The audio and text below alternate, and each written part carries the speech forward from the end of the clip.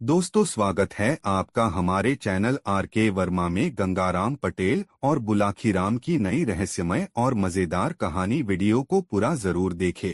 दोस्तों, काशी यात्रा में जब वे दोनों रात को एक दूसरे नगर में ठहरे तो वहां बुलाखी फिर बाजार में एक अजूबा नजारा देख आया।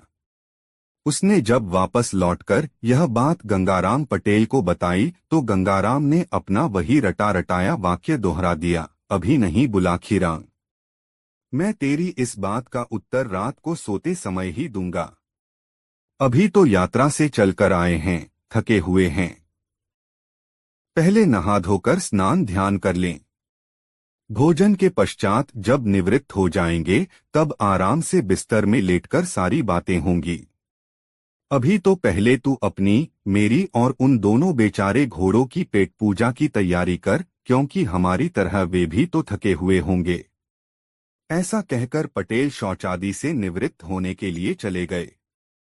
रात को जब वे दोनों फारिग होकर बिस्तर पर आ लेटे तो पटेल ने उससे कहा, हाँ तो बुलाखीराम जी, अब आप उस नई घटना को बताइए जिसे आज शाम आप इस नगर में देख आए हैं और जिसका रहस्य जानने के लिए आप मरे जा रहे हैं।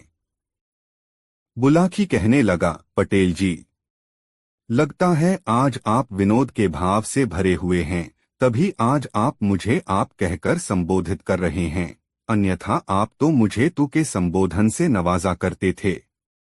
भाई बुलाखी सुनकर पटेल बोले, दो मित्रों में जब ज्यादा गहरा अपंत्व का भाव होता है वहां सारी औपचारिकताएं अपने आप खत्म हो जाया करती हैं। मेरी बातों का बुरा मत माना कर, मैं तुझे अपना मानता हूं न, इसलिए ऐसी आदत पड़ गई है। बहरहाल छोड़ इस बात को और बता कि तूने आज शाम कौन सा अजूबा दृश्य देखा था। पटेल जी, आज शाम जब मैं बाजार से लौट रहा था तो मैंने एक आदमी को एक चबूतरे पर एक खंभे के साथ बंधा हुआ देखा। उसके समीप ही एक सैनिक भी खड़ा था। चबूतरे के ऊपर एक सरकारी निर्देश टंगा हुआ था जिस पर लिखा था, हर खासवान को यह निर्देश दिया जाता है कि जो भी शख्स इस राह से गुजरे वह कोड़ा उठाकर इस व्यक्ति को गिनकर 5 कोड़े अवश्य मारे। जो इस निर्देश का पालन नहीं करेगा उसे राजा की ओर से 5 कोड़े लगाकर दंडित किया जाएगा। पटेल जी, जब मैंने उस निर्देश को पढ़ा था तो मैंने सोचा कि इसका दंड जाने बिना मैं इसे कोड़े क्यों मारूं। यही सोचकर मैं वहां से खिसकना चाहता था कि तभी वहां खड़े सैनिक ने मुझसे कहा, क्यों भई, क्या 5 कोड़े खाने का इरादा है? नहीं तो, मेरे मुंह से निकला। तब उस सैनिक ने मुझे घुड़का और कहा, यदि 5 कोड़े नहीं खाना चाहता है तो नीचे पड़े उस कोड़े को उठा और इस आदमी को 5 कोड़े लगा। पटेल जी, उस सैनिक के कहने पर तब मुझे उस कैदी को 5 कोड़े लगाने पड़े। बस तभी से मेरी आत्मा पर यह बोझ पड़ा हुआ है कि मैंने उस आदमी का अपराध जाने बिना 5 कोड़े मारे। अब आप उस कैदी के विषय में बताइए और यह भी बताइए कि किस अपराध के कारण उसे यह सजा भुगतनी पड़ रही है। बुलाखी पटेल बोले, अपनी आत्मा पर पड़ा बोझ उतार दे और यह समझ ले कि उस आदमी को 5 कोड़े लगाकर तूने सवाब का काम किया है। उस आदमी का अपराध इतना गंभीर है कि उसके लिए राजा ने इससे भी बड़ी सजा नियत की होती तो किसी को भी अफसोस नहीं होता। सुन, मैं तुझे आरंभ से ही सारी कहानी सुनाता हूँ। इस नगर में चंद्रचूड़ नाम का एक महाजन निवास करता है। उस महाजन को एक कन्या है जो बेहद रूपवान है। उसका नाम है अनामिका। महाजन का एक पुत्र भी है जिसे सब लोग चक्रधारी कहकर बुलाते हैं। महाजन ने अपनी बेटी अनामिका की मंगनी बहुत पहले अपने एक मित्र के पुत्र के साथ निश्चित कर दी थी, किंतु अभी तक उसने उसका गौना नहीं किया था। कारण यह था कि अनामिका की आयु अभी इतनी नहीं हुई थी कि उसका गौना करके उसकी ससुराल विदा करा दिया जाए। बुलाखी, यह नगर गंगा के बहुत समीप है। यहाँ के लोगों में धार्मिक आस्था भी बहुत है। अन्य नगरों में रहने वालों की तरह यहाँ के लोग भी प्रति वर्ष दशहरे के अवसर पर गंगा स्नान के लिए जरूर जाते हैं। इस बार जब दशहरे का पर्व पड़ा तो दूसरे नगरवासियों की तरह अनामिका भी अपने माता पिता और सखी सहेलियों के साथ गंगा स्नान के लिए गई। गंगा किनारे पहुंचकर अन्य लोगों की तरह अनामिका के पिता ने भी अपने रहने के लिए डेरा व्यवस्थित किया और बारी बारी से गंगा जी में स्नान करने के लिए गए। पहले पुरुषों ने स्नान किया, तदोपरांत स्त्रियां गंगा स्नान के लिए गईं। बुलाखी। जब अनामिका अपनी सखियों के साथ गंगा स्नान के लिए घाट पर पहुंची तो वहां के कुछ गुंडों ने उसे देख लिया। उसकी मनोहारिणी छवि देखकर वह गुंडे विचार करने लगे कि किसी तरह इस सुंदर युवती को अपने काबू में करके इसका उपभोग करना चाहिए। बाद में जब इससे हमारा दिल भर जाएगा तो हम इसे किसी वेश्या के यहाँ बेचकर अच्छी रकम प्राप्त कर सकते हैं। उन गुंडों का मुखिया था छोटेलाल नाम का एक महाहरामी युवक। उसने इस काम को करने का बीड़ा उठाया। उसने अपने साथियों से कहा, दोस्तों, इसे फंसाकर काबू में करना तो मेरा चुटकियों का काम है। बस मुझे थोड़ा सा समय चाहिए। ठीक है, हम तुम्हें समय देते हैं। उसके दूसरे साथी बोले, देखते हैं तुम कौन सा चमत्कार दिखाते हो। उधर अनामिका और उसकी सखियों ने अपने वस्त्र उतारे और उन वस्त्रों को घाट पर बैठे पंडे के हवाले करके गंगा स्नान करने लगीं। तभी छोटेलाल नामक वह गुंडा उस पंडे के पास पहुंचा और उससे कहा, पंडित जी महाराज, 5 रुपए कमाना चाहते हो? घर बैठे कमाई करना किसे बुरा लगता है? यजमान, पंडा बोला, परंतु यह बताइए कि काम क्या है? बड़ा आसान सा काम है। तुम्हारे पास ये जो जनाने कपड़े रखे हैं, इनमें से एक साड़ी निकालकर मुझे थोड़ी देर के लिए दे दो, छोटेलाल ने कहा। तुम साड़ी के साथ कोई छेड़छाड़ करना चाहते हो? पंडे ने आशंकित स्वर में पूछा। कोई छेड़छाड़ नहीं होगी, बस उस साड़ी के छोर में मुझे कुछ, छोटेलाल बोला, बांधना है। यह कोई जोखिम भरा काम नहीं था, इसलिए 5 रुपए लेकर पंडे ने अनामिका की साड़ी उसकी ओर खिसका दी। छोटेलाल ने अपनी जेब से एक सोने की मुहर और 100 रुपए का एक नोट निकाला और अनामिका की साड़ी के पल्लू में बांध दिया और वहां से हटकर कुछ दूर खड़ा हो गया। कुछ देर बाद अनामिका और उसकी सखियां स्नान करके बाहर निकलीं और अपने अपने वस्त्र पहनकर चलने लगीं। उसी समय छोटेलाल भी उनके पीछे पीछे चलने लगा। जब वह अपने डेरे के समीप पहुंची तो छोटेलाल ने पीछे से आकर अनामिका का बाजू थाम लिया। एक अजनबी व्यक्ति द्वारा अपनी बाह पकड़ने पर अनामिका उस पर क्रोधित हो गई। उसने तीखे स्वर में कहा, कौन हो तुम? मेरी बाह पकड़ने की तुम्हारी हिम्मत कैसे हुई? यह क्या कह रही हो अनामिका? क्या अपने मित्र छोटेलाल को भूल गई? छोटेलाल ने आश्चर्य व्यक्त करने का नाटक करते हुए कहा, मैं तुम्हें नहीं जानती। छोड़ो मेरा हाथ, कहकर अनामिका ने छोटेलाल का हाथ झटक दिया। तुम मुझे खूब जानती हो अनामिका, छोटेलाल ने कहा, वर्षों से हम दोनों एक दूसरे से एकांत में मिलते रहे हैं। अब शायद अपनी इन सहेलियों की उपस्थिति में तुम मुझे पहचानने से इनकार कर रही हो। बुलाखी। इस प्रकार वहां दोनों में तकरार होने लगी। मेले का मौका था, आठ भीड़ इकट्ठी हो गई। हो हल्ला सुनकर अनामिका का पिता, उसका भाई आथ नगर के दूसरे परिचित लोग भी वहां आ पहुंचे और एक लड़की को छेड़ने और उसके को बुरा भला कहते हुए उसकी पिटाई करने लगे। जब छोटेलाल काफी पिटा टेलाल उसने रोने का अभिनय करते हुए कहा, आप लोग मुझे बेकार ही पीट रहे, नेता को कोई अभद्र बात नहीं की है। इस लड़की से मेरा काफी पुराना परिचय है। इसने तो करे साथ विवाह करने का वादा भी किया हुआ है। विवाह का वादा? अनामिका के पिता ने आश्चर्य से पूछा।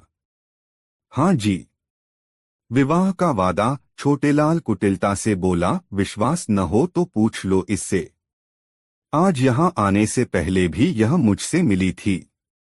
इसने अपने खर्चे के लिए मुझसे 100 रुपए और एक सोने की मोहर भी मांगी थी, जो मैंने अपनी माता के रुपयों में से चुराकर इसे लाकर दिए थे। झूठ बोलता है तू, अनामिका का पिता दहाड़ा। अरे भिखमंगे, मेरे पास धन की क्या कमी है जो मेरी बेटी तुझसे खर्च के लिए पैसे मांगती? यह तो आप अपनी बेटी से ही पूछिए, छोटेलाल ने रुआंसे स्वर में कहा। क्यों री कलंकिनी? अनामिका के पिता ने क्रोध से लाल पीले होते हुए अनामिका को झिंझोड़ा। क्या तूने इस आदमी से 100 रुपए और एक सोने की मुहर ली थी? यह आदमी झूठा है पिताजी। मैं गंगा माता की कसम खाकर कहती हूँ कि आज से पहले मैंने इसकी शक्ल भी नहीं देखी। यह मुझ पर झूठा लांछन लगा रहा है, अनामिका ने सुबकते हुए कहा। सेठ जी, अगर मैं झूठा साबित हूं तो आप यहीं मुझे 100 जूते मारना और जो भी सजा आप देना चाहें मैं खुशी से मंजूर कर लूंगा, पर पहले आप अपनी बेटी की तलाशी तो लीजिए। मैंने आज जो रकम इसे दी थी वह अभी भी इसके पास ही होगी, छोटेलाल बोला। सबको यह विचार पसंद आया। अनामिका की तलाशी ली गई तो साड़ी के पल्लू में बंधी दोनों चीजें बरामद हो गईं। इस पर तो सब लोग अनामिका और उसके पिता को दोषी मानने लगे। सब लोग उन पर थू-थू करने लगे। बुलाखी। तब अनामिका के पिता और उसके भाई को अनामिका पर इतना क्रोध आया कि उन्होंने उसी घड़ी अनामिका का त्याग कर दिया। वे घर लौट गए और छोटेलाल अनामिका का हाथ पकड़कर विजेता की तरह उसे ले चला। अनामिका दहाड़े मार कर रोने लगी और बार बार छोटेलाल के चंगुल से छूटने का प्रयास करने लगी, लेकिन तभी छोटेलाल के साथी गुंडे भी उसकी सहायता के लिए वहां पहुंच गए और उन्होंने छोटेलाल और अनामिका को अपने घेरे में ले लिया। बुलाखी। जब अनामिका रो रो कर हलकान हो रही थी और अपनी सहायता की गुहार लगा रही थी, तभी यहाँ के राजा की सवारी वहां से गुजरी। एक लड़की को सहायता के लिए चिल्लाते देख राजा ने अपनी पालकी रुकवाई और नीचे उतरकर लड़की से उसके रोने का कारण पूछा। अनामिका ने रोते हुए सारी बात बताई तो फिर राजा ने छोटेलाल से पूछा। छोटेलाल ने वही झूठी कहानी राजा के सामने दोहरा दी कि यह लड़की उससे प्रेम करती है, फिर भी सबके सामने अपनी बात कहने में संकोच कर रही है। इसके माता पिता ने अब इसे मुझे सौंप दिया है। उस गुंडे छोटेलाल की बातें सुनकर राजा को कुछ गोलमाल नजर आया। उसने अपने सैनिकों को आदेश दिया कि इन दोनों को अपने नगर ले चलो। वहीं मैं सारी बातें जानकर इस बात का निर्णय करूंगा कि इन दोनों में से कौन सच्चा है और कौन झूठा। तब दोनों दरबार में पेश किए गए। राजा ने अनामिका से पूछा, देवी, तुम कहती हो कि अब से पहले तुमने इस आदमी को कभी देखा नहीं था, फिर इसकी यह बात क्यों कर सच साबित हो गई कि तुम्हारी साड़ी के पल्लू से इसके दिए हुए रुपए और सोने की मोहर बरामद हो गई?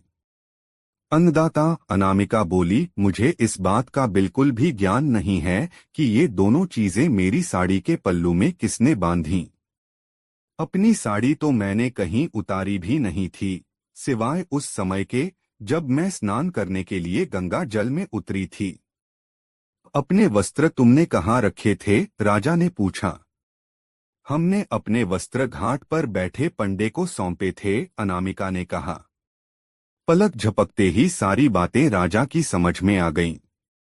वह समझ गया कि लड़की के साथ छल किया गया है। तब उसने उस पंडे को दरबार में पेश होने का हुक्म दिया और पंडे के पहुंचने पर राजा ने उसे दंड का भय दिखाया तो भय से कांपते हुए पंडे ने सब कुछ बक दिया। उसने बता दिया कि यह काम छोटेलाल ने ही किया था। बुलाखी। सच्चाई जानकर राजा ने अनामिका के पिता को बुलाकर अनामिका तो उसे सौंप दी और उस पंडे और छोटेलाल के साथियों को पकड़कर उन्हें 100 कोड़े लगाने की सजा दी और क्योंकि मुख्य अपराधी छोटेलाल था, उसे यह सजा दी कि इस दिन तक इसे खंभे से बांधकर इस पर कोड़े बरसाए जाएं। साथ ही यह आदेश भी लिखकर वहां चिपका दिया कि जो भी राहगीर वहां से गुजरे वह छोटेलाल को 5 कोड़े जरूर मारे। यदि वह ऐसा नहीं करेगा तो फिर राजाज्ञा से 5 कोड़े उसी को मारे जाएंगे। कहानी का समापन कर पटेल बोले, सोहे बुलाखी। यह है सारी कहानी। अब राजा की आज्ञा से छोटेलाल को सजा दी जा रही है। अपने कुकर्म का फल उसे भोगना पड़ रहा है। जो दृश्य आज तूने देखा है वह उसी समय का है।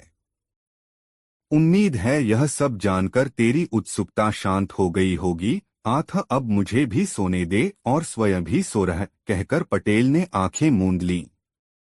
बुलाखी भी सोने की तैयारी करने लगा। दोस्तों, कहानी कैसी लगी कमेंट में जरूर बताएं।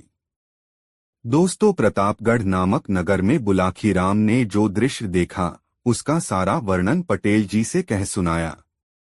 उसने पटेल को बताया, पटेल जी, आज शाम जब मैं सामान लेकर आपके पास वापस लौट रहा था तो मैंने बाजार में एक अनोखा दृश्य देखा। मैंने देखा कि 2 राजपुरुष एक सुंदर स्त्री की दोनों बाहें पकड़े उसे अपनी अपनी तरफ को खींच रहे थे। यह देखकर मैं उनके निकट पहुंचा। तभी अचानक वह स्त्री गायब हो गई और मैं आश्चर्यचकित होता हुआ आपके पास लौट आया। ठीक है, बोले पटेल, अभी अपनी उत्सुकता थोड़ी शांत रख। रात को सोने से पहले ही तुझे अपने प्रश्न का उत्तर मिल जाएगा। अभी तो भोजनादि की व्यवस्था कर। घोड़ों को दाना पानी खिला, कहकर पटेल शौच निवृत्ति के लिए चले गए। रात को जब दोनों भोजन करके निवृत्त हो गए तो पटेल ने कहा, बुलाखीराम, यहाँ से कुछ 100 कोस दूर वीरमगढ़ नाम का एक नगर है। इस नगर में चक्रधर नाम का एक राजा राज करता था। चक्रधर आयु में पूर्ण रूप से युवा था। अभी उसने विवाह भी नहीं किया था। वह सही अर्थों में अच्छे आचरण वाला एक प्रजापालक राजा था। प्रजा भी उसे बहुत चाहती थी। राजा चक्रधर का एक मंत्री बहुत दुष्ट था। वह राजा के सामने तो बड़ी मीठी मीठी बातें करता था, लेकिन पीठ पीछे उसकी बुराई करता था। उसने गुप्त रूप से पड़ोसी देश के राजा के साथ संपर्क बनाया हुआ था। पड़ोसी देश के राजा ने उससे वादा किया हुआ था कि यदि वह वीरमगढ़ नगर पर उसका अधिकार करा दे तो वह उसे बहुत सा धन और भूमि उपहार में देगा और उसे अपने राज्य का प्रधानमंत्री बना देगा। इसी लालच के कारण वह दुष्ट मंत्री राजा चक्रधर के राज्य की गुप्त सूचनाएं उसे चोरी छिपे पहुंचाता रहता था। उन सूचनाओं के आधार पर एक दिन उस पड़ोसी राजा ने राजा चक्रधर के नगर वीरमगढ़ पर धावा बोल दिया और इससे पहले कि राजा चक्रधर की सेना सावधान होती, उसी मंत्री की सहायता से पड़ोसी राज्य की सेना ने नगर पर अधिकार कर लिया। तब राजा के सैनिक जी-जान से राजा के महल की रक्षा करने में जुट गए। राजा चक्रधर स्वयं हथियार लेकर शत्रु से जूझने निकला, लेकिन तभी उसके घायल वफादार सैनिक उसका रास्ता रोककर उससे कहा, राजन, बाहर मत जाइए। नगर पर शत्रु का अधिकार हो चुका है और अब दुश्मन के सैनिक टिड्डी दल की तरह महल पर अधिकार करने के लिए इधर ही बढ़े चले आ रहे हैं। स्थिति बहुत ही विषम हो चली है। ऐसे में आप किसी तरह बचकर यहां से चले जाइए। लेकिन सैनिक राजा बोला, बचकर जाऊं भी तो कैसे? महल से बाहर जाने का तो एकमात्र द्वार यही है। नहीं राजन, महल से बाहर जाने का एक गुप्त द्वार भी है, सैनिक ने कहा, और मैं उस मार्ग को जानता हूं। वह गुप्त द्वार एक सुरंग का है, जिसका सिरा यहां से 2 कोस दूर जंगल में निकलता है। मैं आपको उस गुप्त द्वार को दिखाई देता हूं। आप उसी द्वार से बाहर चले जाइए। ऐसा कहकर वह सैनिक उसे एक कक्ष में ले गया और उस कक्ष में बना एक गुप्त द्वार उसे दिखा दिया। राजा जब उस गुप्त रास्ते के जरिए सुरंग में प्रवेश कर गया तो पीछे से उस सैनिक ने बड़ी सावधानी के साथ उस गुप्त द्वार का मुख बंद कर दिया। तभी महल के दरवाजे पर मारो काटो का शोर उठने लगा। सैनिक तलवार उठाए शत्रु से जूझने के लिए मुख्य द्वार की ओर लपका, लेकिन वह अधिक दूर न जा पाया। उसके शरीर से इतना रक्त निकल चुका था कि उसमें आगे बढ़ने की शक्ति शेष न रही। वह लड़खड़ाया और भूमि पर गिर पड़ा। तभी बाहर शत्रु भारी संख्या में आ पहुंचे और कुछ देर के संघर्ष के बाद महल पर शत्रु सेना का अधिकार हो गया। उधर सुरंग के रास्ते से राजा चक्रधर निरंतर आगे बढ़ता गया। सुरंग में अंधकार था, अंधेरे में उसने कई जगह ठोकरें खाई, कई स्थानों पर गिरा, कई जगह उसके सिर से पत्थर टकराए, लेकिन किसी तरह वह सुरंग के मुहाने पर पहुंच गया। वह बाहर निकला तो स्वयं को एक जंगल में पाया। घनघोर जंगल, हिंसक पशुओं का भय, राजा प्यास से व्याकुल हो रहा था। उसने दाएं बाएं निगाहें दौड़ाई कि शायद कहीं जल का कोई स्रोत मिल जाए, लेकिन न तो उसे कोई सरोवर दिखाई दिया और न कोई नदी। तब वह जल की खोज में आगे चल दिया। जंगल निरंतर घना होता जा रहा था। काफी दूर चलने के बाद अंततः वह एक छोटे से चौरस मैदान में जा पहुंचा। उस मैदान में एक अत्यंत खूबसूरत 2 मंजिला मकान उसे बना हुआ दिखाई दिया। उस मकान को देखकर राजा की हैरत बढ़ गई। कौन रहता है इस मकान में? किसने इस बियाबान जंगल में बनवाया यह खूबसूरत मकान? कहीं यह मकान किसी शत्रु का तो नहीं? आदि प्रश्न उसके मन को मथने लगे। जो होगा देखा जाएगा, ऐसा विचार कर राजा उस मकान की ओर बढ़ गया। वह मकान के दरवाजे पर पहुंचा और आवाज लगाई, कोई है? लेकिन कोई उत्तर उसे न मिला। उसने 2-3 बार आवाजें लगाई, लेकिन जब कोई उत्तर न मिला तो वह मकान का दरवाजा खोलकर अंदर दाखिल हो गया। मकान बाहर से जितना सुंदर नजर आता था, अंदर से उससे भी कई गुना ज्यादा खूबसूरत था। कमरे में एक पलंग बिछा हुआ था। थका हारा राजा उस पर बैठ गया। फिर वह उठा और सीढ़ियां चढ़कर दूसरे खंड पर पहुंच गया। वहां भी एक भव्य कक्ष बना हुआ था, जिसमें आवश्यकता की सारी चीजें रखी हुई थीं। राजा ने पहले तो पानी पीकर अपनी तृष्णा शांत की, फिर नीचे उतरकर उसी पलंग पर आकर लेट गया। वह बेहद थकान महसूस कर रहा था। एक बार लेटा तो फिर उठा नहीं। उसे निद्रा रानी ने अपनी गोद में समेट लिया। राजा न जाने कितनी देर तक सोता रहा। आंख खुली तो देखा कि सारा कमरा एक स्वर्णिम आभा से दमक रहा है। वह रोशनी किसी दीपक की नहीं, वरन उन खंभों से निकल रही थी, जिनके ऊपर मकान का ऊपरी कक्ष टिका हुआ था। राजा उसे देखकर अभी आश्चर्य कर ही रहा था कि तभी घुंघरुओं की आवाज बस उठी और देखते ही देखते उसके बिस्तर के पास एक बेहद सुंदर रूपसी प्रकट हो गई। हे भगवान, मैं किस मुसीबत में आ फंसा। यह तो कोई मायामहल है, और यह सुंदरी या तो डायन या चुड़ैल है, या फिर कोई जादूगरनी जो अपने जादू से इतनी खूबसूरत बनी हुई है। राजा ऐसा विचार कर ही रहा था कि वह सुंदरी जैसे उसके मन के विचारों को ताड़ गई। वीणा की झंकार जैसे मधुर स्वर में उसने कहा, घबराओ मत अजनबी, तुम यहाँ सुरक्षित हो। लेकिन आप कौन हैं? और आपका यह मायामहल? राजा ने कंपित स्वर में पूछा। अजनबी, मैं दानव की पुत्री हूँ। दानेशी नाम है मेरा। यह मकान मेरे पिता का बनवाया हुआ है। एक राक्षस से युद्ध करते समय मेरे पिता की मौत हो चुकी है।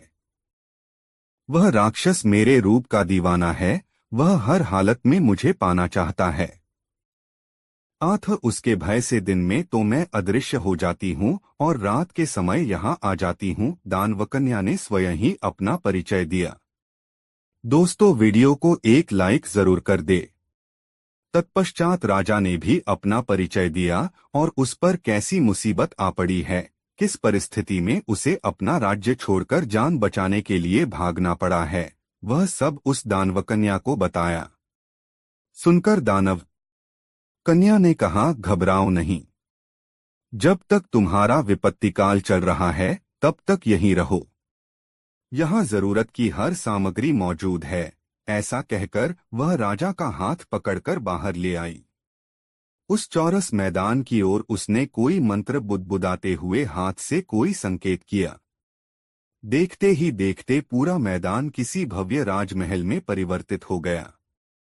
खूबसूरत बगीचे, मनोरम फव्वारे, दास दासियां सब न जाने कैसे उस राजमहल में प्रकट हो गए। उस राजमहल के सामने वह मकान बहुत ही साधारण सा लगने लगा। दानेशी उसके हाथ में हाथ डालकर पुनः उसे अंदर ले आई और बड़े प्रेम से उसे पलंग पर बिठाकर बोली, राजन, आपको भूख लगी होगी, पहले भोजन कर लीजिए, बातें तो बाद में होती रहेंगी। ऐसा कहकर दानेशी ने ताली बजाई। ताली बजाते ही न जाने कैसे उस कमरे में भोजन की थालियां लिए अनेक सेविकाएं प्रकट हो गईं। दानेशी ने तब राजा चक्रधर को बड़े प्यार से अपने हाथों से खाना खिलाया। भोजन बहुत स्वादिष्ट था। यद्यपि यह स्वयं राजा था और उसके राजमहल में भी भोजन की बहुत अच्छी व्यवस्था रहती थी, तथापि आज जैसा भोजन उसने न खाया था वह तो इसके आगे कूड़ा था। इतनी कहानी सुनाकर पटेल ने थोड़ा विराम लिया। हुक्के का एक जोरदार कश खींचा और धुआं बुलाखीराम की ओर उछाल दिया। अरे, यह क्या कह रहे हो पटेल जी? धुआं दूसरी ओर फेंको, बुलाखी चिल्लाया। मुझे खांसी उठ आएगी। पटेल मुस्कराए और बोले, मैं यह जानने की कोशिश कर रहा था कि कहीं तू सो तो नहीं गया। अंधेरे में दिखाई तो कुछ दे नहीं रहा। कुछ देर पहले तक तू हुंकारा भर रहा था, पर अब वह भी बंद कर दिया है, इसलिए मुझे तुझे सचेत करना पड़ा। खैर, यह बता कैसी लग रही है यह कहानी? बहुत ही अच्छी, बेहद दिलचस्प, बुलाखी बोला। आप कहानी जारी रखिए। बुलाखी, राजा चक्रधर और दानेशी का प्रेम प्रसंग काफी लंबा है। तो मैं तुझे संक्षिप्त में बताता हूं कि वहां रहते रहते दोनों में प्यार हो गया। फिर एक दिन अग्नि को साक्षी मानकर दोनों ने विवाह कर लिया और दोनों पति पत्नी के रूप में वहां रहने लगे। बुलाखी, जैसा कि मानव स्वभाव है, हर मानव अपने जीवन में विविधता चाहता है। एक रास्ता उसे बोर कर देती है। यही कुछ राजा चक्रधर के साथ हुआ। महीनों तक एक ही स्थान पर रहते हुए वह उकताने लगा। तो एक दिन अपनी पत्नी दानेशी से कहा, प्रिय, तुम्हें तो तंत्र मंत्र विद्या का ज्ञान है। आथ जब चाहे रूप बदलकर अथवा अदृश्य रूप में जहां भी चाहती हो चली जाती हो, किंतु मैं ठहरा एक साधारण मानव। मैं इस निर्जन स्थान में एक ही जगह रहते रहते बहुत उकताहट महसूस करता हूँ। मेरी इच्छा है कि कुछ दिनों के लिए हम निकट के किसी बड़े नगर चलें, साधारण व्यक्तियों की तरह वहां रहें, नए नए लोगों से मिलें, उनके जीवन के विषय में जानें, वार्तालाप के जरिए कुछ उनसे नई बातें सीखें, कुछ अपनी बात उन्हें सिखाएं। कहो क्या विचार है इस विषय में तुम्हारा? मुझे तो कोई एतराज नहीं है, किंतु तुम पर कोई संकट न आ जाए, दानेशी ने आशंका जताई। कोई संकट नहीं आएगा, और फिर आया भी तो वीरतापूर्वक उसका भी मुकाबला कर लेंगे। इस प्रकार दानेशी को राजी करके राजा चक्रधर उसे इसी शहर में कुछ दिन घूमने के लिए ले आया। 2 दिन खूब आराम से बीते। उन दोनों ने खूब सैर सपाटा किया, नए नए स्थान देखे, ढेरों अच्छी अच्छी चीजों की खरीदारी की। लेकिन तीसरे दिन उनके समक्ष एक संकट आ खड़ा हुआ ये कि जब वे दोनों खरीदारी करके एक दुकान से बाहर निकल रहे थे तो वहां के राजा की नजर उस दानवकन्या पर पड़ गई और वह उस पर मोहित हो उठा। वह घोड़े से नीचे उतरा और दानेशी के समीप पहुंचकर उससे प्रणय याचना करने लगा। यह देखकर राजा चक्रधर को क्रोध आ गया। उसने राजा से कहा कि यह स्त्री मेरी पत्नी है और आपको किसी विवाहिता स्त्री से प्रणय निवेदन करने का कोई अधिकार नहीं है। बस इसी बात पर उन दोनों में तकरार होने लगी। राजा ने दानेशी का बाजू थामा और उसे खींचकर घोड़े पर बिठाना चाहा, लेकिन तभी उसके पति चक्रधर ने उसका दूसरा बाजू थाम लिया। अब चक्रधर तो दानेशी को अपनी ओर खींचे तो यहाँ का राजा उसे अपनी ओर। दानेशी की स्थिति विषम हो गई। तब उसने अपने तंत्र मंत्र बल का उपयोग किया और देखते ही देखते अदृश्य हो गई। कहानी का समापन कर गंगाराम पटेल ने कहा, कुछ समझे बुलाखीराम? आज तुमने जो दृश्य देखा था वह उसी समय का था। वह स्त्री जो तुम्हारे देखते ही देखते अदृश्य हो गई थी, दानवकन्या दानेशी थी और राजपुरुषों के विषय में तुम जान ही चुके हो। इसलिए खेल खत्म और पैसा हजम। अब लंबी तान कर सो। सुबह उठकर फिर यात्रा करनी है। दोस्तों, यह कहानी आपको कैसी लगी कमेंट बॉक्स में जरूर बताएं। दोस्तों, काशी यात्रा के अगले पड़ाव में वे दोनों एक नए नगर में पहुंचे। वहां एक खूबसूरत सा बाग देखकर उन्होंने वहीं ठहरने का निश्चय किया। इस बार बुलाखीराम शहर में जिस दृश्य को देखकर आया था वह इस प्रकार का बुलाखी ने देखा कि एक नौजवान चक्की के दो पाटों को एक लकड़ी में डालकर रास्ते पर लुढ़काता हुआ ला रहा था। तभी घोड़े पर सवार होकर मर्दाना वेश में एक को वहां पहुंची। उसने उस नौजवान पर हंटर बरसाने शुरू कर दिए। युवक हाथ जोड़कर उससे माफी देने की फरियाद करने लगा। युवक के बार बार माफी मांगने पर वह युवती कुछ नरम पड़ी और हंटर बरसाने बंद कर वहां से घोड़ा दौड़ाती हुई चली गई। यह दृश्य देखकर बुलाखी के मन में उस रहस्य को जानने को उत्सुकता पैदा हो गई। रात को सोने से पूर्व जब उसने गंगाराम पटेल से इस रहस्य को उजागर करने का आग्रह किया तो गंगाराम ने कहा, बुलाखीराम, ध्यान से सुन, इस नगर में जानी नाम का एक ठग रहता है। जानी के पिता का देहांत हो चुका है। परिवार में उसकी मां और वह स्वयं ये हो प्राणी हैं। जानी ठगी के द्वारा ही अपनी जीविका चलाता है। एक दिन की बात है, जानी की मां बहुत उदास भाव में बैठी हुई थी। तभी जान ने अपने काम से घर वापस लौटा। मां को उदास देखकर उसने पूछा, मां, क्या बात है, आज तू बहुत उदास लग रही है? मां बोली, बेटा जानी, मेरी उदासी का कारण तू ही है। मैं तेरे ही विषय में चिंतित हूं। मेरे विषय में? हाँ बेटा, मैं यह सोचकर चिंतित हो रही हूं कि मेरे मरने के बाद तू भोजन कैसे बनाकर खाएगा। अगर मेरे सामने ही तेरा विवाह हो जाता तो कितना अच्छा होता। मैं तुझसे बार बार कहती हूं कि बेटा अपना विवाह कर ले, किंतु तू मेरी बात पर ध्यान हो नहीं देता। मां जानी बोला, अब तू यह चिंता छोड़ दे। मैंने विवाह करने का मन बना लिया है। जल्द ही मैं तेरे लिए एक ऐसी सुंदर बहू ढूंढ लाऊंगा जो तुझे हर प्रकार का आराम देगी। बहू के आ जाने पर चूल्हा चक्की के कामों से तुझे निजात मिल जाएगी। फिर तू आराम से बैठकर ईश्वर का भजन करती रहना। जानी की मां यह सुनकर खुश हो गई। जानी भी अपनी होने वाली पत्नी के लिए जेवर आदि जुटाने में लग गया। इसी प्रयास में वह एक दिन एक सर्राफ की दुकान पर पहुंचा।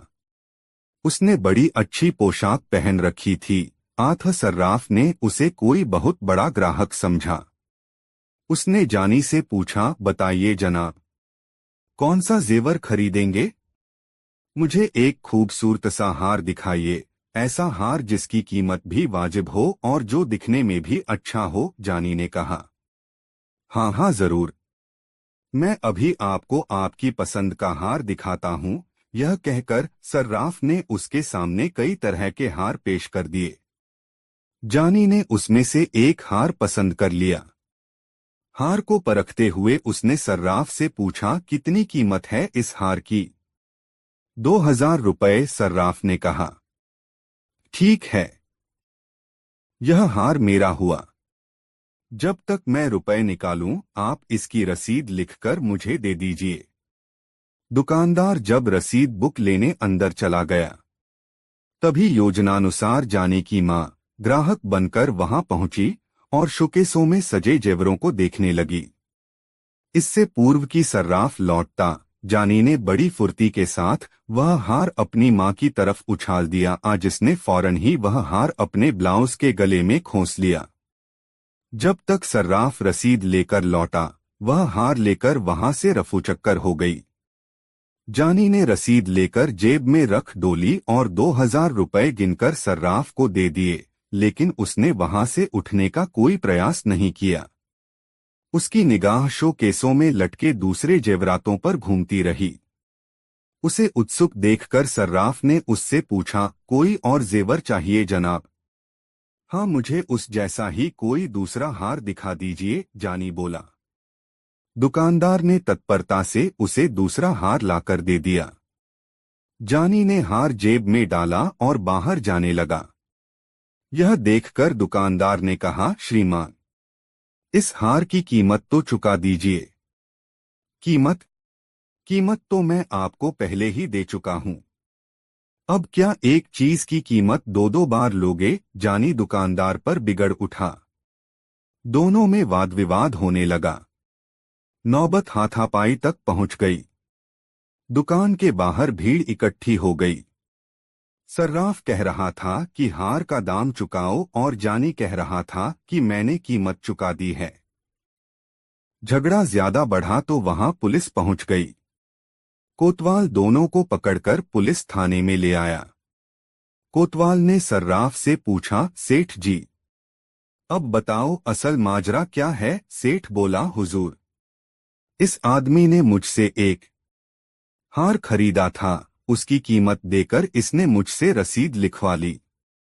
फिर इसने दूसरा हार खरीदा, परंतु उसकी कीमत नहीं चुकाई और यह हार लेकर चल दिया। जब मैंने इसे रोककर हार के दाम मांगे तो यह कहता है कि कीमत तो मैं दे चुका। सर्राफ की बात सुनकर कोतवाल ने जानी से पूछा, अब तुम बताओ भाई, क्या ये सेठ जी सच कह रहे हैं? नहीं हुजूर, ये सरासर झूठ बोल रहे हैं। मैंने इनसे एक ही हार खरीदा है जिसकी रसीद मेरे पास है। यह कहकर उसने वह हार और उसकी रसीद कोतवाल के सामने पेश कर दी। फिर बोला, हुजूर, मेरी तलाशी ले लीजिए। अगर मेरे पास कोई दूसरा हार मिल जाए तो आप जो भी चाहें सजा देना, परंतु अगर मेरी बात सच निकले तो इस दुकानदार पर रहम मत खाना। यह दुकानदार तो ग्राहकों को दिनदहाड़े लूटता है। कोतवाल ने जानी की जामा तलाशी ली, लेकिन उसके पास से कोई और हार न मिला। यह देखकर सर्राफ का चेहरा पीला पड़ गया। उसने धीमी आवाज में कहा, हुजूर, इसने वह हार किसी दूसरे आदमी को दे दिया होगा। देखिए हुजूर, अब यह आदमी मुझ पर दूसरा इल्जाम लगा रहा है। मैं इस शहर में परदेशी आदमी हूं। यहां मेरा न तो कोई रिश्तेदार है और न कोई जानने वाला। मैं तो यहां अपनी पत्नी के लिए कुछ जेवर खरीदने आया था। मुझे क्या पता था कि इस शहर में आकर मेरी ऐसी फजीहत होगी। यदि मैं यह बात जानता होता तो कभी इधर का रुख ही न करता। जानी ने एक अच्छा खासा लेक्चर दे डाला। जानी के इस लेक्चर का कोतवाल पर अच्छा प्रभाव पड़ा। उसने जानी को निर्दोष जानकर उसे जाने की अनुमति दे दी और दुकानदार को डांट फटकार कर वहां से भगा दिया। बेचारा दुकानदार लूट पिट कर वहां से चला आया। घर लौटकर जानी ने वह हार भी अपनी मां को सौंप दिया और अगले दिन किसी दूसरे व्यक्ति को ठगने की योजना बनाने लगा। बुलाखी राम। अगले दिन जानी फिर ठगी करने के लिए निकला। उसने एक हलवाई की दुकान से 2 सेर जलेबियां खरीदीं और उन्हें लेकर नगर के बाहर एक रास्ते पर बैठ गया। वहां उसने उन जलेबियों में कांटे से छेद कर दिए और एक बबूल के पेड़ पर चढ़कर वह जलेबियां पेड़ के कांटों में टांग दीं। कुछ जलेबियां अपने पास भी रख लीं। कुछ ही देर बाद उसे एक आदमी घोड़े पर बैठा आता दिखाई दिया। उसके घोड़े पर काफी सामान लदा हुआ था और वह घोड़ा भी बहुत अच्छी नस्ल का था। जानी ने उस व्यक्ति को ही अपने शिकार के रूप में चुन लिया। वह व्यक्ति करीब आया तो जानी ने उससे कहा, आओ मित्र, घोड़े से उतरकर नीचे आओ, देखो मेरे पास कैसी बढ़िया चीज है। वह व्यक्ति घोड़े से नीचे उतर आया। जानी ने कुछ जलेबियां उसकी ओर बढ़ाते हुए कहा, लो यह फल खाओ, इनका स्वाद बहुत ही उत्तम है। अजनबी व्यक्ति जब जलेबी लेने से झिझकने लगा तो जानी ने एक जलेबी अपने मुंह में डाल ली। बोला, झिझको नहीं मेरे भाई, निःसंकोच होकर खाओ, खाने में बेहद मजेदार हैं ये फल। फल? तुम इन्हें फल कह रहे हो, यह तो जलेबियां हैं, अजनबी बोला। तुम्हें धोखा हो रहा है मित्र, जानी बोला, यह फल ही हैं। समीप के एक वृक्ष से मैंने अभी अभी इन्हें तोड़ा है। विश्वास न हो तो मेरे साथ चलकर देख लो। अजनबी उसकी बातों में आ गया। उसने एक जलेबी मुंह में डाल ली। अब जलेबी तो मीठी होती ही है। अजनबी को वह बहुत स्वादिष्ट लगी। वह बोला, यह तो सचमुच बहुत मीठी है, पर मुझे यह विश्वास नहीं हो रहा कि सचमुच ही तुमने इन्हें किसी वृक्ष से तोड़ा है। ओफो मित्र, तुम तो बहुत शक्की जान पड़ते हो। आओ मेरे साथ, मैं तुम्हें वह पेड़ दिखाता हूँ, उस पर अभी भी इस जैसे बहुत से फल हैं। यह कहकर वह उस अजनबी को बबूल के पेड़ के पास ले गया और उस पर अपने द्वारा लटकाई हुई जलेबियों को दिखाते हुए बोला, लो देख लो अपनी आंखों से, वे लटके हैं फल। अजनबी लालच में आ गया। उसने घोड़े की रास जानी को पकड़ाई और यह कहकर कि तुम इस घोड़े को पकड़ो, कुछ फल मैं भी तोड़ लूं। बबूल के उस पेड़ पर चढ़ गया। बस फिर क्या था, जानी उछलकर घोड़े की पीठ पर जा बैठा। घोड़ा मोड़ा और 2-3 हंटर उसकी पीठ पर जमा दिए। घोड़ा तूफानी रफ्तार से भाग छूटा। अजनबी यह दृश्य देखकर बौखला उठा। वह तेजी से नीचे उतरा और पकड़ो दौड़ो की आवाजें लगाता उसके पीछे भागा, किंतु घोड़े और मनुष्य का क्या मुकाबला। जानी शीघ्र ही उसकी निगाहों से ओझल हो गया। लुटापिटा मुसाफिर आवाजें लगाता ही रह गया। बुलाखी।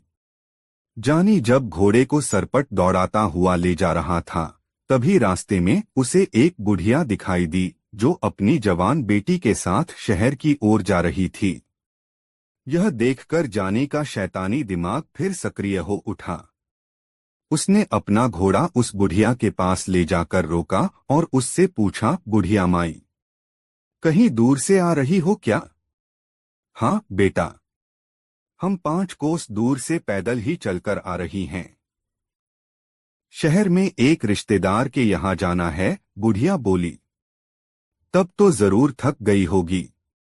आओ मेरे पीछे घोड़े पर बैठ जाओ, मैं तुम्हें वहां तक छोड़ दूंगा, जानी ने कहा। नहीं बेटा, बुढ़िया बोली, मैं तो नहीं थकी, क्योंकि मुझे तो पैदल चलने का अभ्यास है।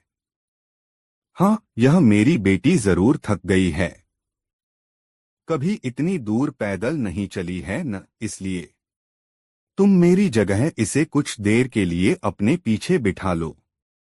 जानी ने तब उसकी जवान बेटी को अपने पीछे घोड़े पर बिठा लिया।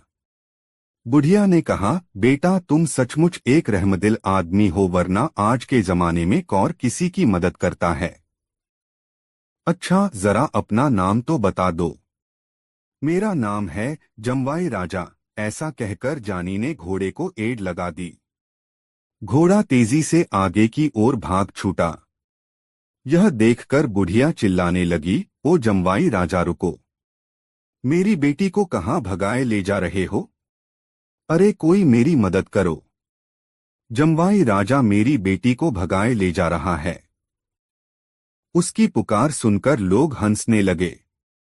एक व्यक्ति कहने लगा, अरे बुढ़िया माई, तेरी बेटी को तेरा जमवाई ले जा रहा है तो इसमें बुरी बात क्या है?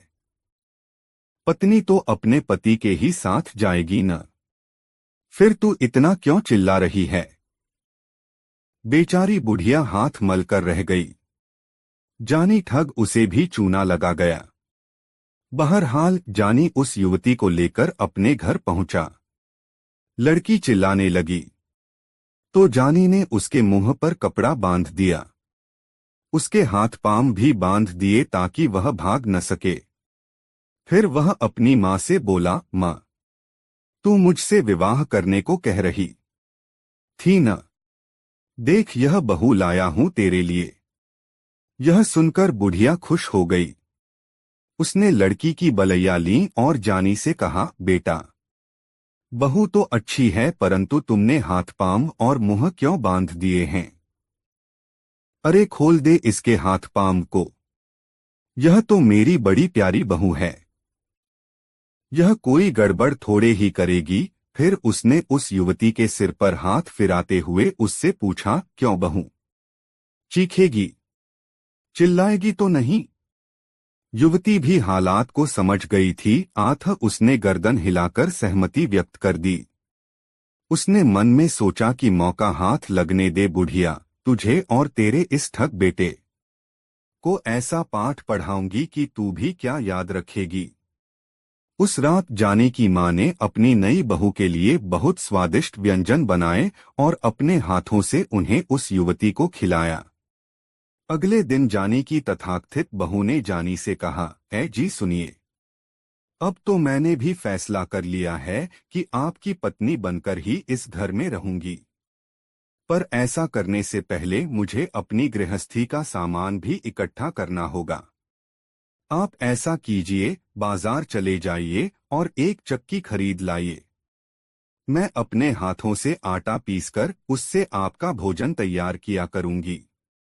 इतनी कहानी सुनाकर गंगाराम पटेल ने कुछ क्षण के लिए विराम लिया। हुक्के के 2-3 घंट लिए और आगे बोले, बुलाखी, स्त्री की जात बहुत विचित्र होती है। स्त्रियां चरित्र के बारे में अनेक कहावतें कही और सुनी जाती हैं। कहते हैं कि जब इसका भेद ब्रह्मा ने भी नहीं पाया तो आदमी की क्या औकात। जानी उसकी बातों में आ गया और उसी समय चक्की लाने के लिए बाजार को चल पड़ा। जब उस युवती को यह विश्वास हो गया कि अब जानी काफी दूर चला गया है तो उसने उठकर अंदर का कुंडा बंद कर लिया। टहलती हुई वह जानी के मां के करीब आई और किसी चीते की तरह तेजी से उस पर झपट पड़ी। उसने उसे काबू में किया और उसके हाथ पांव और मुंह पर कपड़ा बांधकर उसे एक कोने में पटक दिया। अब उसने पूरे घर को खंगालना शुरू किया। घर की सभी मूल्यवान चीजें जैसे जेवर, रुपए, पैसे आदि खोज खोज कर एक बड़े से थैले में भर लिए। अपना जनाना लिबास उतारा और जानी के कीमती मर्दाना कपड़े पहन लिए। फिर उसने थैला उठाया और उसे घोड़े की पीठ पर रख लिया। वह घोड़े पर बैठी और उस पर सवार होकर बाहर चली गई। जानी की मां उसे जाते हुए देखकर टुकुर टुकुर ताकती रह गई। चोर के ऊपर मोर पड़ गया था। युवती मर्दाने वेश में घोड़े पर सवार होकर बाजार में पहुंची। शीघ्र ही उसे जानी दिखाई दे गया, जो चक्की के दोनों पाटों को एक लकड़ी के डंडे में फंसाकर उसे घसीटता हुआ ला रहा था। युवती उसके पास पहुंचकर रुकी और कड़क कर कहा, अरे हरामखोर, यह क्या कर रहा है? इस चक्की के पाटों को सड़क पर घसीटकर राजकीय सड़क को खराब कर रहा है। ऐसा कहकर उसने 3-4 हंटर जानी की पीठ पर जमा दिए। हंटर की मार खाकर जानी कराह उठा और बार बार हाथ जोड़कर उससे माफी मांगने लगा। उसने युवती को बिल्कुल भी नहीं पहचाना था। मर्दाने वेश में वह उसे कोई बहुत बड़ा सरकारी अफसर ही समझ रहा था। युवती को शायद उस पर दया आ गई थी। उसने हंटर समेटा और घोड़ा दौड़ाती हुई एक दिशा में चली गई। अपनी कहानी को पूर्ण विराम देते हुए गंगाराम पटेल बोले, बुलाखी, आज शाम सड़क पर जो नजारा तू देखकर आया था वह यही नजारा था। पिटने वाला था। जानी ठग और पीटने वाली थी वह युवती जिसे वह अपनी पत्नी बनाने के लिए अपने घर लाया था। अब रात भी बहुत हो गई और तेरे प्रश्न का उत्तर भी तुझे मिल गया है। आठ, अब आराम से सो। मेरी आंखों में भी नींद गहराने लगी है और फिर सुबह आगे की यात्रा भी तो करनी है। यह कहकर उन्होंने पैर फैला लिए। बुलाकी भी सोने का प्रयास करने लगा। दोस्तों, यह कहानी आपको कैसी लगी कमेंट में जरूर बताएं और वीडियो को एक लाइक जरूर करें। अगली सुबह पटेल जी बोले, भाई बुलाकी, यह बता किया, अब तू और कहानियां सुनना चाहेगा? हाँ हाँ पटेल जी, सुनाइए। अच्छा तो सुन बुलाकी, में तुझे अब चंद्रमणि का खजाने के रहस्य की कहानी सुनाता हूँ। चंद्रमणि का खजाना? बुलाकी आश्चर्य से बोला। हाँ भाई, सही सुना, ध्यान से सुन। बुलाकी, बहुत पहले की बात है। एक छोटे से गांव में एक लड़का नीरज अपने नाना नानी के साथ रहता था। नीरज का नाना विजय सिंह एक प्रसिद्ध पुरातत्वविद थे, जो पुराने खजानों और रहस्यों की खोज में प्रसिद्ध थे। उन्होंने नीरज को अपने जीवन के बारे में कई कहानियां सुनाई थीं, लेकिन सबसे रोचक कहानी वह थी जिसे उन्होंने चंद्रमणि का खजाना कहा था। विजय सिंह ने बताया था कि चंद्रमणि नामक एक रहस्यमय खजाना कहीं दूर एक भूल भुलिया में छुपा हुआ था, जो उन लोगों के लिए था जो सच और साहस से भरे होते। यह खजाना केवल उन लोगों को मिलता था जो 3 कठिन परीक्षाएं पास कर पाते थे। नीरज के मन में यह कहानी घर कर गई और उसने ठान लिया कि वह इस खजाने की खोज करेगा। एक दिन उसने अपने नाना से अनुमति ली और खजाने की खोज में निकल पड़ा। नीरज ने अपनी यात्रा की शुरुआत एक प्राचीन पुस्तक से की, जिसे उसने अपने नाना की लाइब्रेरी में पाया था।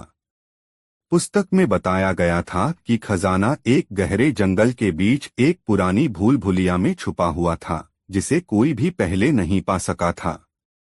नीरज ने अपना रास्ता जंगल की ओर मोड़ा।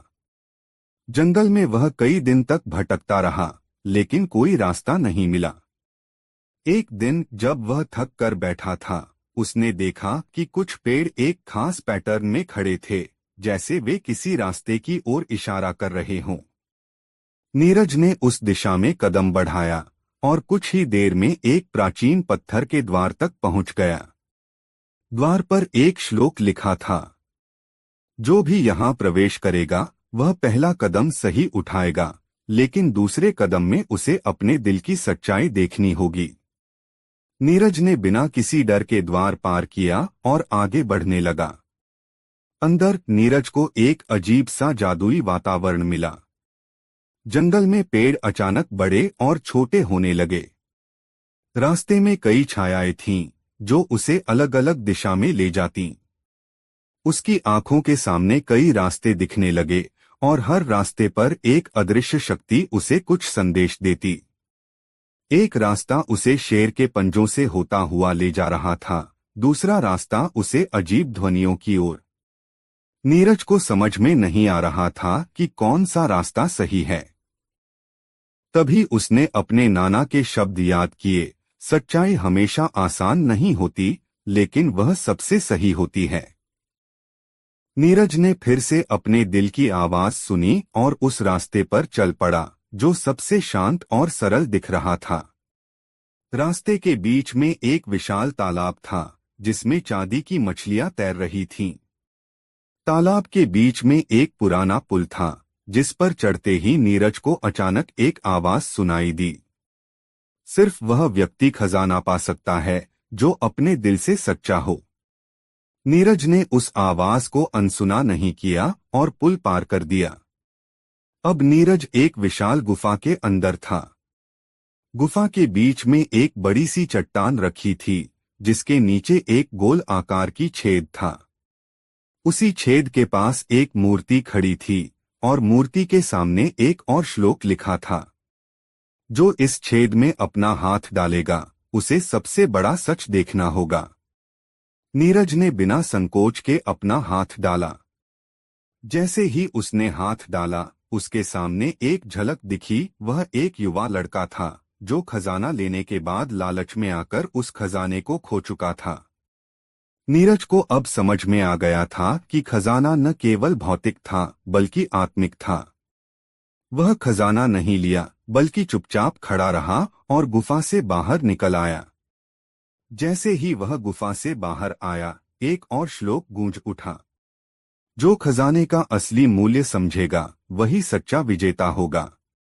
गांव लौटने पर नीरज ने महसूस किया कि असली खजाना वही था जो उसने खुद के भीतर पाया, धैर्य, साहस, सच्चाई और समझ। उसे अपने नाना के बारे में एक और रहस्य पता चला।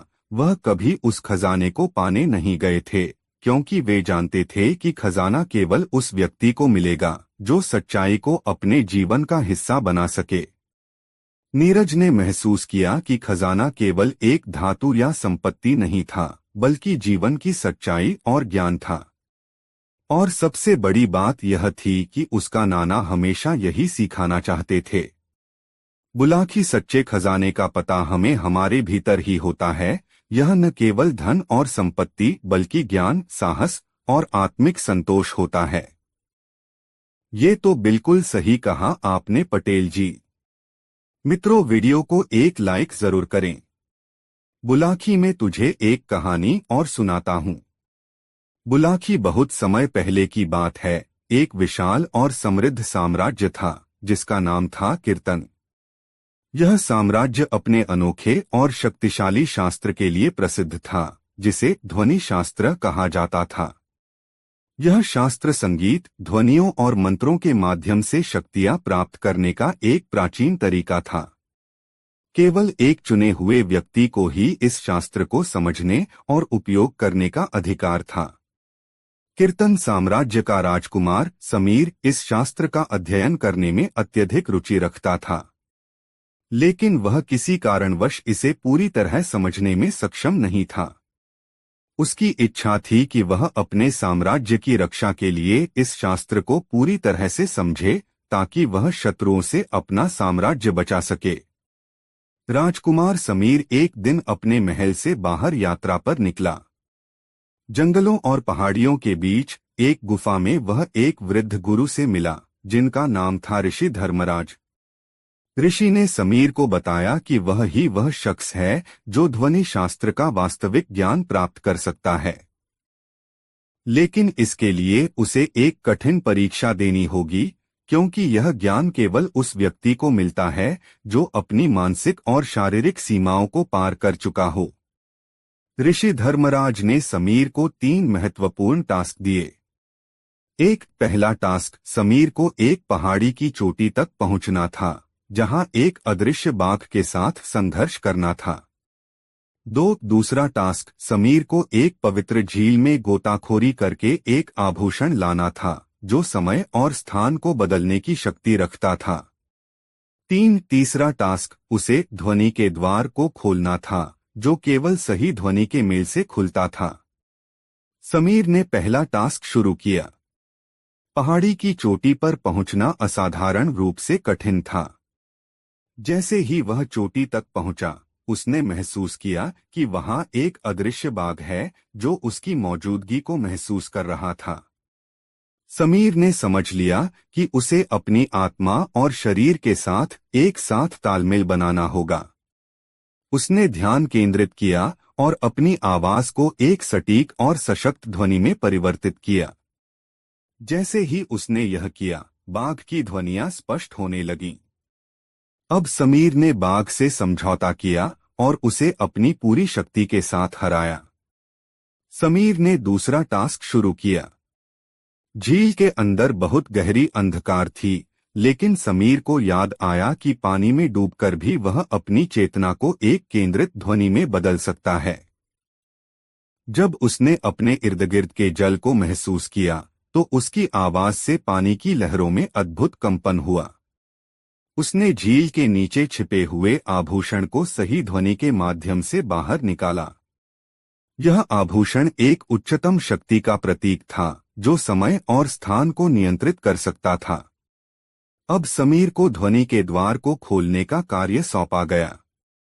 यह द्वार एक प्राचीन मंदिर के भीतर था, जो तब से बंद था जब से उस द्वार का रहस्य खो गया था।